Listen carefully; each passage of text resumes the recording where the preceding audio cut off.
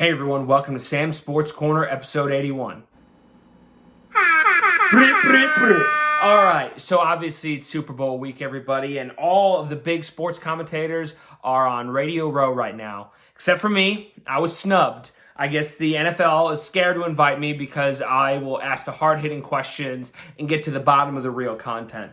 So, I don't know, maybe you guys, the fans, need to sign a petition or something to get me down to Radio Row next year. But however, I am all tropicaled out. We're not going to stop from getting tropical like we are down in Miami in our nice Hawaiian shirt and swimming trunks like we're beachside to talk about this year's Super Bowl between the Chiefs and the 49ers.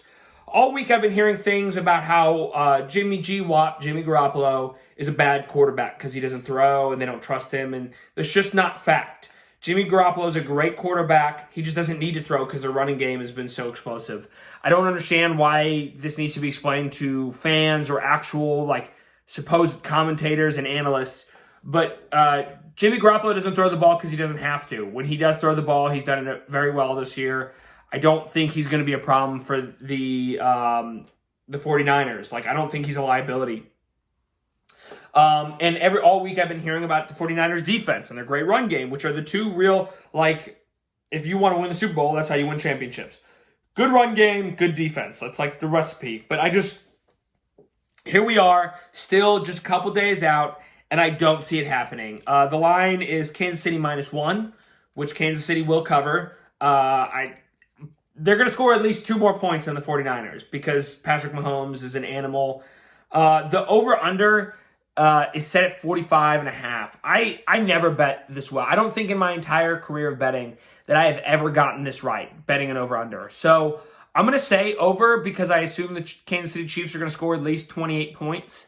I'm going to say over, but I'm not even going to bet it myself. I'm simply taking Kansas City on the spread. I cannot bet the over or the under. I think it's going to go over, but I'm wrong on that literally every time I do it. So I'm not going to tell you, the folks at home, to do it. That's just my personal opinion.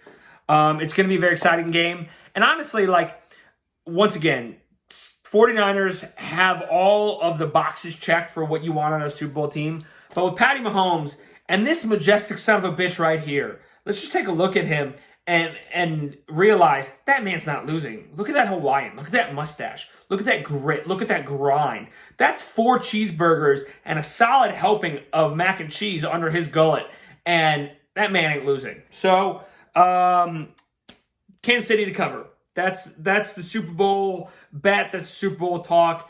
Hopefully it happens for us. Next, we're going to switch gears quickly to the MLB. Because a couple things have been happening. A map has been released of the most hated teams in the MLB. And somehow, inexplicably, the Cubs, the lovable losers, as they were coined for a while, are the second most hated team in the country by number of states. Not necessarily population, but number of states. The Yankees have it far and away, which is very reasonable. They're, a team full of rapists and marauders and shitheads and scumbags. I get that. Somehow we're beating LA, which it's been a proven fact. You can Google it. I mean, if you want to fact check me, but at least 4 of the starters for the Los Angeles Dodgers are child rapists. Go ahead, fact check me. And if you can't find anything, it's because the mainstream media has hit it. That's all I'm saying. It's conspiracy is what it is. I kid. But I don't understand how the Cubs are in second. 8 states voted that the Cubs are the most hated team in their state. 2 of them being really fucking weird. That's Wyoming and South Dakota. What the fuck do you have against us? Did one of your cows fart during one of our games and so it's an omen for you guys? I don't get that. The Dodgers are in third with 5. Then the Mets and the Cardinals are tied at 4. And then Boston is 1, and that's only in New York, which is understandable. I just still don't get it. How do 8 separate states hate the Cubs? That's the most hated team. It doesn't make any sense to me. We're a great organization, minus the Ricketts being cheap assholes. The lovable losers for the longest time. I don't get it. I understand hating the Yankees. I understand hating the Dodgers. Obviously the Cardinals because they're terrorists, that is proven fact. You can fact check that one. They were charged with cyber terrorism against the Astros back in 2016. So that's a fact. They're terrorists. They support ISIS. Hating the Astros. They're actual cheaters. Reasonable. No one had the Astros. So like I don't know. It's a weird list. I don't know where it comes from. I think it's bullshit. I don't understand why anyone hates the Cubs. If you hate the Cubs, fuck you. Also in the MLB, the argument is rearing its ugly head again about the DH in the NL, a designated hitter to come to the NL, and apparently it's gaining steam. I'm just going to say this right now. If you support the designated hitter coming to the National League, you don't like baseball. You like home runs. You like offense. You don't like the sport of baseball. You don't like the fact that managers actually have to do a job. You don't like the idea that every pitch is a mini game between the pitcher and the batter. You don't like anything about what actually makes the sport of baseball competitive and fun. And you should fuck off. The designated hitter does not belong in the NL. It never belonged in the AL, but they're never going to change. So fine, fuck it, keep it. But the NL does not need the designated hitter. I'm sick of the argument. I'm sick of hearing about it. Next, we're going to jump into the idiot of the week.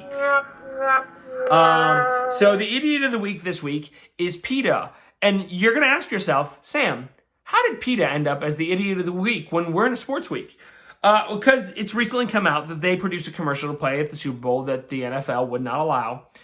And PETA just needs to sit it out. You know, like, why is PETA getting involved? But PETA produced this cartoon commercial of every, animal under God's green earth taking a knee while they're playing the national anthem in the background. To include at the end, a bald fucking eagle. If that's not the biggest slap in the face to America, I'm glad the NFL banned this commercial. It's absolutely outrageous. PETA, go the fuck away. No one wants your take. The whole Colin Kaepernick thing is tired and lame now that he fucked up his only chance to get back in the NFL. It's a bad take. It's an old take. It's tired and it's done. And I think the only reason PETA did it is because they know it would make everybody hate them and make them relevant. So they're the idiot of the week. I'm sorry for even talking about fucking PETA. So just to spit in their face, everyone go eat some bacon, eat a juicy steak. I don't know, eat a rare. At the Super Bowl, eat a rare steak. Anything meat related, because they're just so fucking stupid it hurts. It's awful. Oh, speaking awful, this week a sports legend was lost by the world, really. Kobe Bryant died in a tragic accident alongside his daughter Gianna and some other parents and their kids on the way to a basketball practice. It's very sad. It's eye-opening to the world about, not every day being promised. And it's almost like a too soon moment. He was in his early 40s. And it really does suck. We never get to hear his Hall of Fame speech, all that stuff. But he was an inspiration to a lot of current athletes, future athletes, former athletes. He was an inspiration to a lot of people on never giving up and always striving and always pushing yourself to be just a little bit better. We're going to go through some of his accolades. 5-time NBA champion, 2-time finals MVP, 2008 season MVP, 18-time All-Star, 15-time All-NBA, 12-time All-Defense, and 2-time scoring champion, as well as being the only player in history to have 2 different numbers retired by the same organization. And he also leads the Lakers in games, scoring, and games won. He's one of the best competitors and greatest athletes of all time. And it's kind of crazy to think about his far-reaching effect on humanity worldwide. I'm going to play a tribute video. I think one of the most perfect, at the end of this, I'm going to play, I think, the perfect video that sums up everything that Kobe was as a competitor. And so I appreciate you guys joining me. It's going to play at the end of this episode. Go ahead, give it a watch. It'll give you an idea of who Kobe was as a competitor and as a person. And my childhood was filled with me doing this. And it kind of just reminds me of everything that Kobe was to all of us as I was growing up. And I hope the tradition never ends. There's a trash can right behind the camera. So, Kobe. Holy shit, I sank that. And just as a weird secondary point, this is episode 81. And that's kind of crazy that I'm talking about Kobe's death on episode 81 because a lot of people remember him by one of his greatest achievements, which was scoring 81 points in a single game. And that's just one of those telling things about the world. It's crazy to think about. I hope you guys enjoy your week. Hug your loved ones and enjoy the Super Bowl and enjoy your life. Enjoy it. I made my mark. So the game was at 7. It's like, you know what? I'm going to come to the Staples Center. So, I'm going to get there at 3 o'clock. I want to make sure I make 400 made shots. The Lakers had Kobe and Shaq. This is like the championship Lakers. Get to the gym. Who do I see? I see Kobe Bryant. Already working out. It's not like his moves are nonchalant or lazy. He's doing like game moves. I sit there and I unlace my shoes. I'm like, I want to see how long this goes. I sit right there and watch. 25 minutes. And he got done. I said, okay, I think I've seen enough. Come back, get in the sauna, get ready for the game. That game, he drops 40 on us. And after the game is over, I'm like, I have to ask this guy, like, why he works like that. Right. So after the game is over, I'm like, hey, Kobe, like, why were you in the gym for so long? He's like, because I saw you come in. And I wanted you to know that it doesn't matter how hard you work, that I'm willing to work harder than you.